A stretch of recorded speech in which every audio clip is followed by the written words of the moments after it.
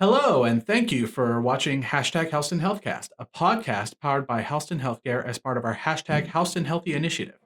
My name is Derek, and my guests and I endeavor to provide healthcare news, advice, tips, and updates to help the people of Houston County, Georgia, and beyond live a more Hashtag Houston Healthy lifestyle. Today, we'll be discussing a health condition that may not be as well known as others, but still has a major impact on the health of our community and the country at large: sepsis. We'll be talking about what exactly sepsis is, how we can identify it, and why it is such a major issue for our patients and community. With me today is Donna Mettendorf. She is our RN coordinator for sepsis at Houston Healthcare. How are you doing today, Donna? I'm doing well, thank you. Awesome. Thank you so much for coming on the podcast with me. Thank you for inviting me. So before we get into the topic at hand, we like to give our listeners a chance to get to know you. So let's talk a little bit about Donna. How long have you been a nurse? This year I celebrate my 40th year. 40 years. And most of that has been in the critical care area in ICU. Okay. Which I've thoroughly enjoyed. Wow. And where I have met and worked a lot with sepsis. Oh, excellent. How many of those 40 years, that's an impressive number, 40 years, how many of those years were at Houston Healthcare? 20. I just celebrated the 20th year this year. Okay. Were there any major role models or events in your life that made you want to be a nurse? Actually, yes. When I was younger, I worked as a nurse assistant in a hospital in Greenville, South Carolina, and took on a big interest in the cardiac area and saw an opportunity that maybe I could make a difference taking care of patients. So I decided to begin school at that time. Okay. That's excellent. So you started in the world and you just wanted to stay there as long as possible. Right. So why sepsis coordinator? Was that a role you were assigned, or was it something you've always been passionate about, or did you kind of learn more about it and become more passionate as you grew to learn more? Kind of what was your path to becoming a sepsis coordinator? Well, in 2016, we started working on our sepsis care at Houston.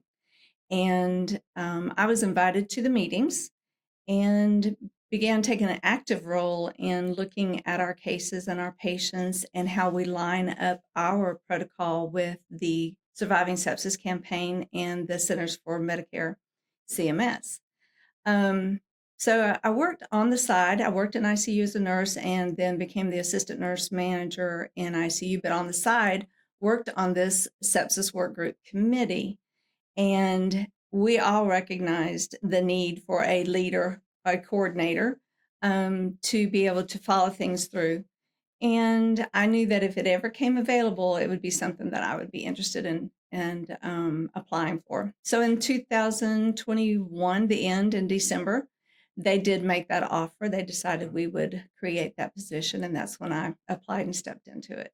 That's amazing. What is the kind of the details of that position? What is your daily life like? What is a day in a sepsis coordinator like?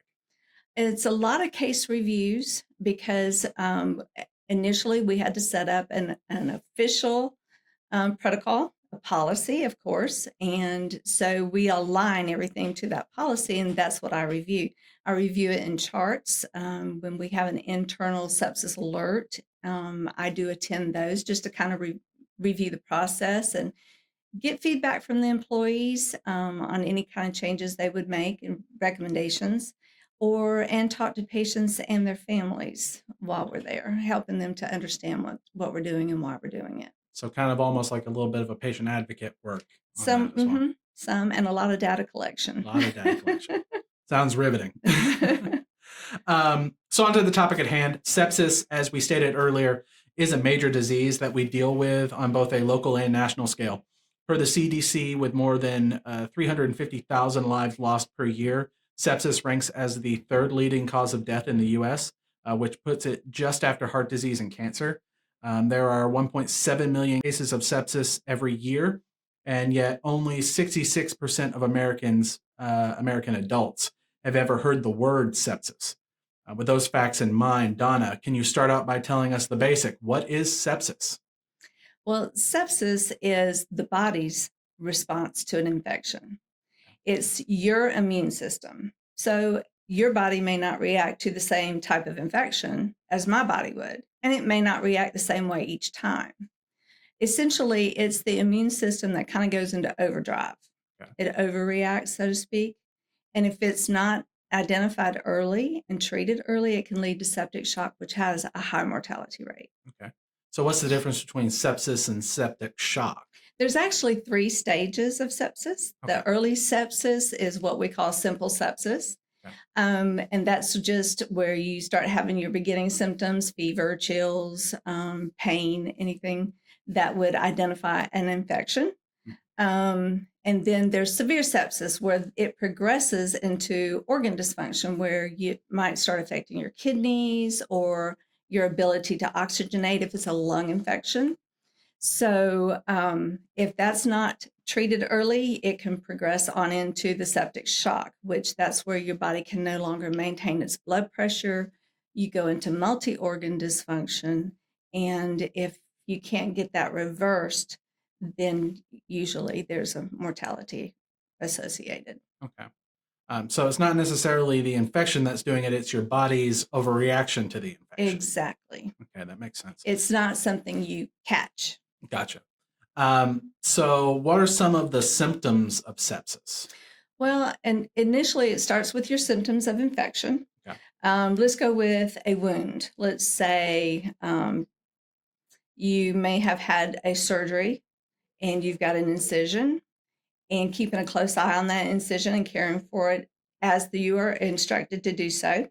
But if you begin to have an increase in redness, swelling, discomfort, start running a fever, it's time to go see your doctor and let them see the incision and make an evaluation, possibly start you on an oral antibiotic.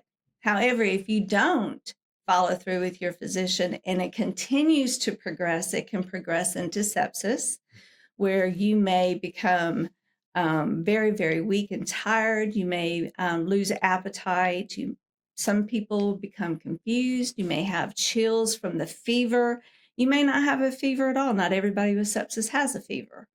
Some people have chills, some have dizziness, and usually those are associated with a high fever or low blood pressure. So as you see, the symptoms get worse as it progresses down that chain. Okay.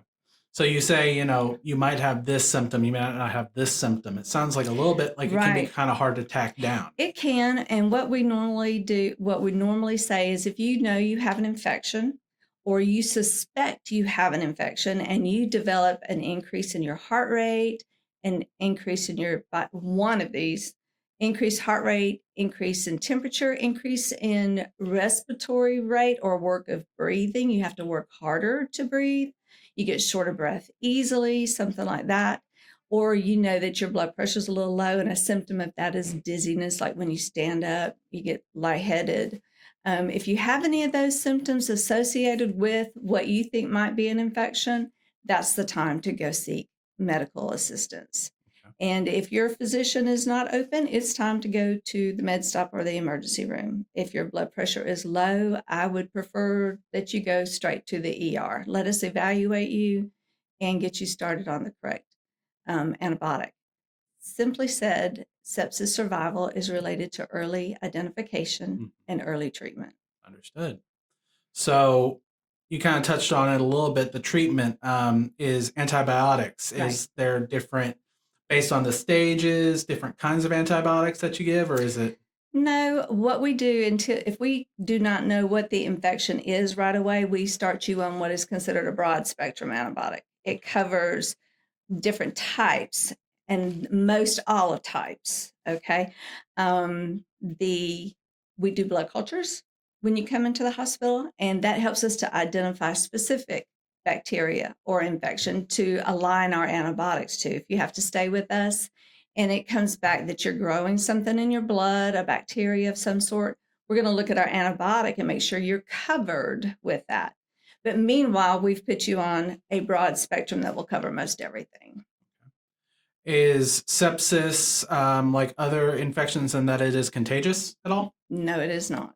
Okay. I'm going to back up that statement. Okay. I will say if your infection is one that is respiratory, such as COVID, flu, those are viral, Okay. which can go into sepsis, and those can be contagious. So I Okay. can't say that all of them are not, but most of your bacterial, like in your wounds and that kind of thing, unless it's MRSA. So there are some that are contagious, and Okay. you have to use good hand hygiene, washing your hands frequently, or if you're coughing, sneezing, make sure you're coughing in your elbow, those kind of things to help prevent the spread. Right. So it's kind of like when we say it a lot on this podcast, everybody's different. So That is right. everybody's case of sepsis can be different. So some people might be contagious just because of the kind of sepsis that they have. Right. The kind of infection that they are dealing with. Understood. Mm-hmm. So can anyone get sepsis, and are there risk factors involved for sepsis?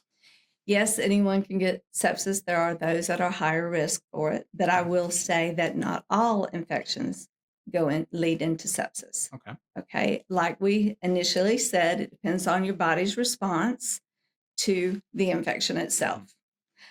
People who are higher at risk are those over the age of 65. As we get older, our immune system gets a little depleted.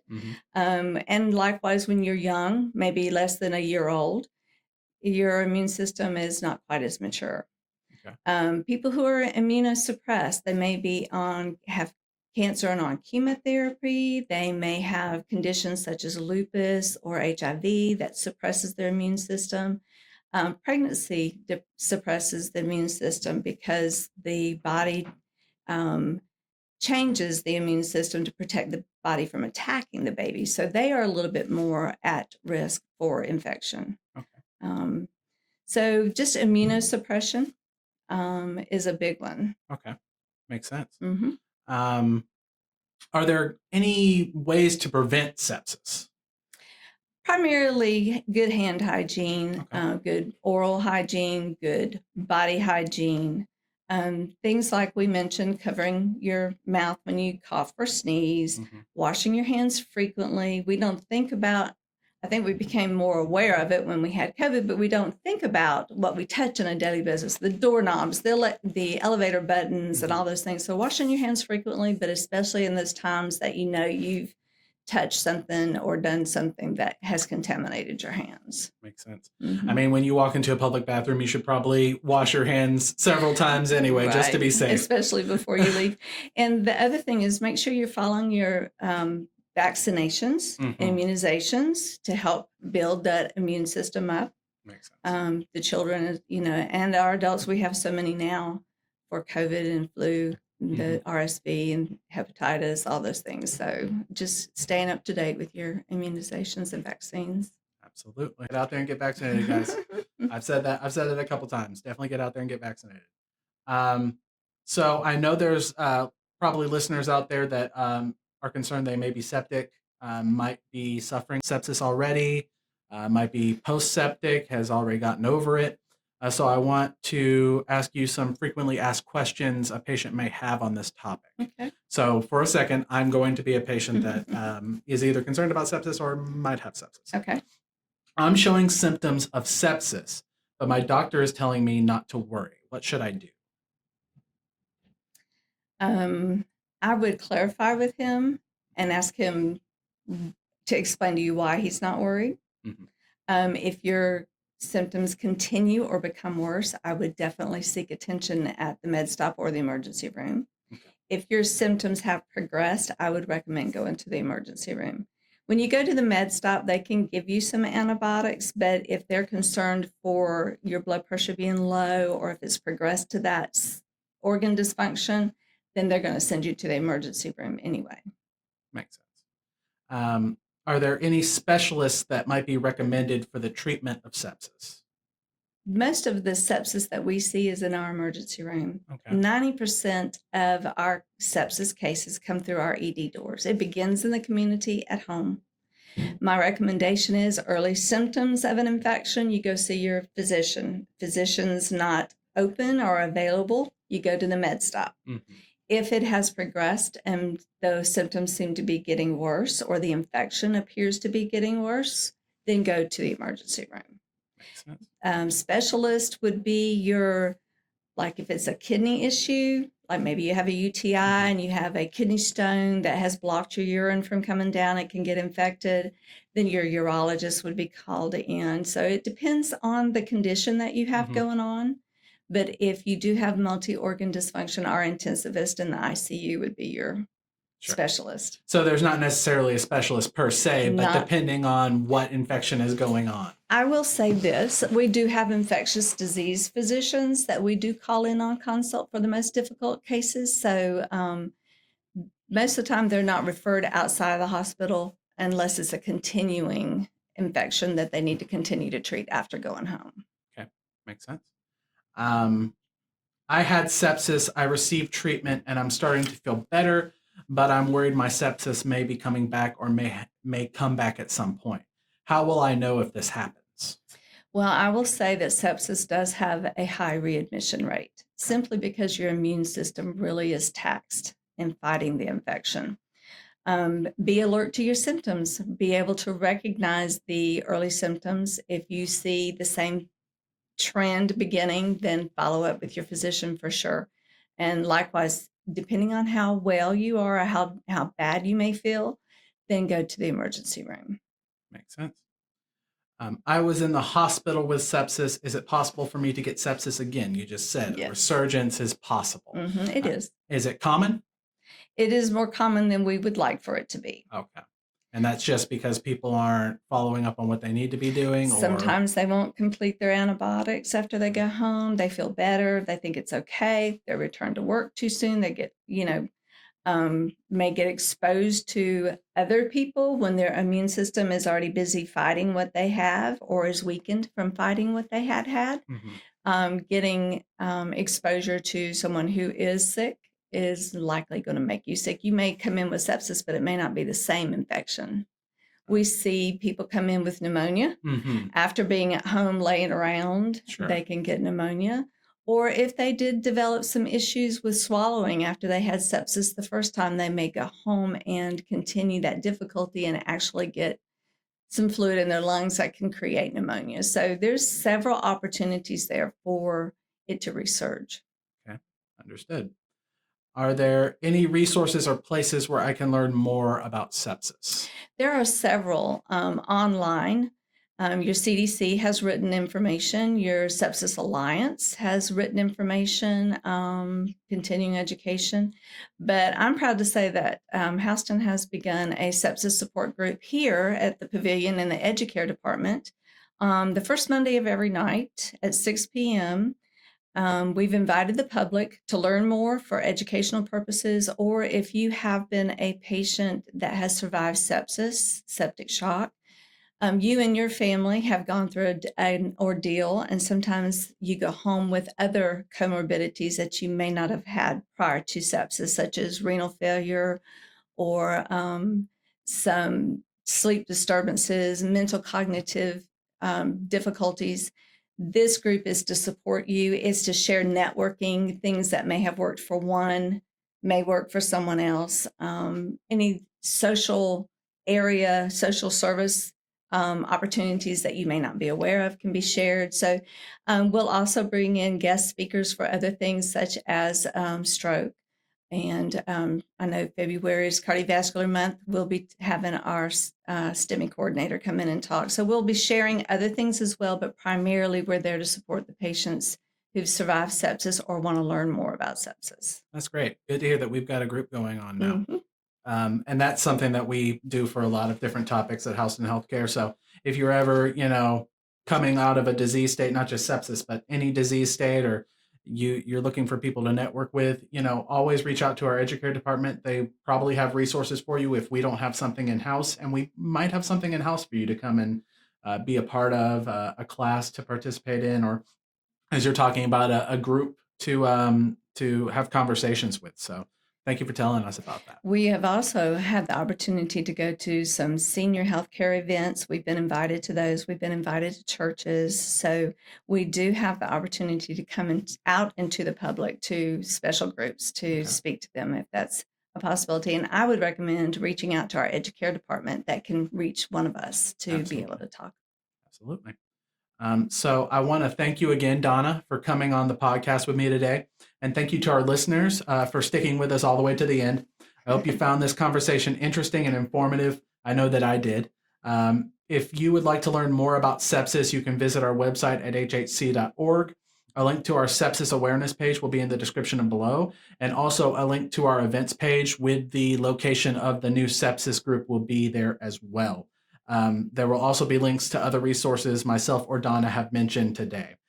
Please be sure to subscribe to our YouTube channel. We post there before anywhere else, and make sure to hit that notification bell so you never miss an episode. Our next podcast will be the first of season 2. We'll have Sheldon Mattox returning to discuss our community health needs assessment. It's a little report that we do here at Houston Healthcare just for our community to identify health needs in the community, places that we can target to be better as a community and healthier as a community. So be sure to tune in to learn more about that. Donna, do you have any parting words you'd like to share with our listeners today? I would just highly recommend to become familiar with sepsis. Go on to the YouTube, has some Sepsis Alliance surviving sepsis stories, family members who've lost loved ones, or patients themselves who have experienced it. And they talk about what they've been through and how they overcame. And it's an opportunity for you to see just how real it is and how the early identification and getting treatment early is the best thing that you can do for yourself. Excellent. Good parting words. I hope you have a great rest of your day. And remember to say hashtag Houston Healthy.